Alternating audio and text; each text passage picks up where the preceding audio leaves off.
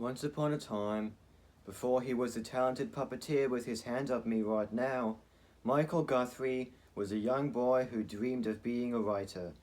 Was he a good one? Hell no.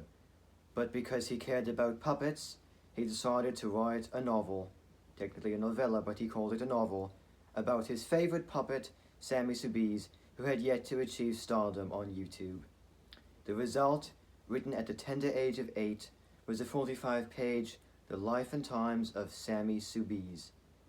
And today, I have uncovered this forgotten piece of Sammi Soubise history, and I will be reciting the first chapter of The Life and Times of Sammi Soubise. Chapter 1 is entitled The Geography of Soubise-land. If you ever take the time to look at an atlas or world map, which we've all done at some time or other, I am sure your eyes will drift over to the large continent of Africa. You will see such wondrous countries as Egypt, Nigeria, and, at the bottom of the continent, South Africa.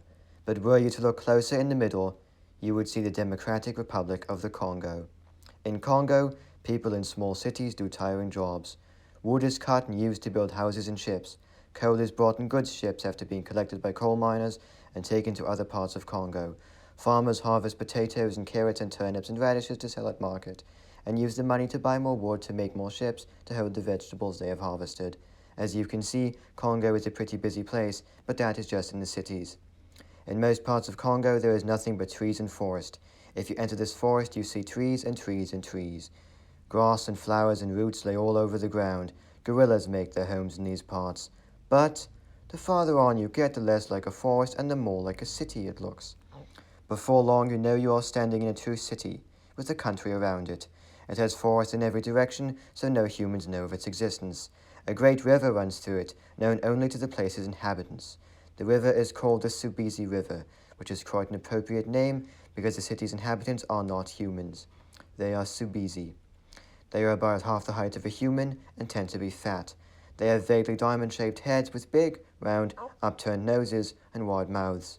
They have big, round, googly eyes right on the top of their heads with their hair behind them. Their skin is yellow, their hands have 4 fingers, and their feet have 3 toes. The rest of their body is covered in thick, dark green fur. They also have tails, long, thin tails, which are covered in the same thick fur as their bodies, with a tuft of hair at the end. Gregor I is the king of Soubise-land. He looks very much like a typical Soubise, short, fat, blue-eyed, with an untidy mane of reddish-brown hair. He is well known for his round belly and his voracious appetite. You see, obesity is a prized attribute in Soubise-land. There were in Soubise-land, at the time which the story relates, 4 brothers of noble blood who were first cousins of King Gregor on their father's side. 3 of them were dukes and 1 was an earl. Their names were, from youngest to oldest, Sammi, Aristide, Sylvain, and Mercure.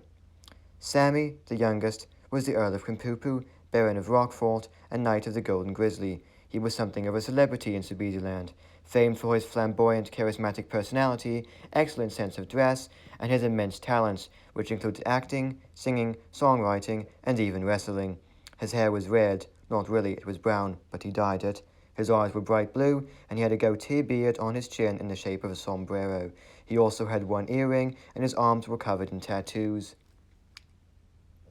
Sammi liked to hunt for scraps of metal by the dock, where the ships would leave in Fort Soubise, the capital of Soubise-land. He liked to build sculptures out of these pieces of metal. His other hobbies included playing guitar and writing poetry. Sammi was an expert poet and had written 600 poems, all of which were published in respectable journals of poetry.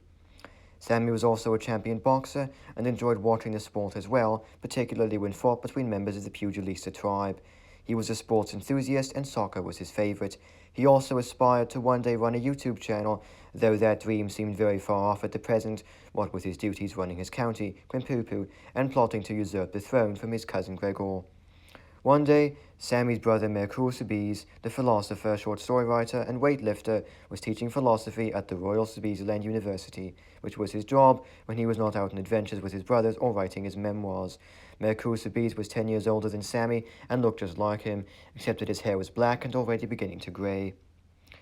One of the oldest questions in Soubise philosophy, Mercure began, addressing the throng of students that had gathered to hear him speak his wisdom, is whether or not, if one came into possession of a time machine, they would travel back to the infancy of Shexta the Conqueror and kill him. Then he had to explain who Shexter the Conqueror was, for even the most evil Soubise in history had lost some of his notoriety 2,000 years after his death. Personally, Mercure continued, I say that the infant Shexter, being technically innocent of all his crimes, should not be.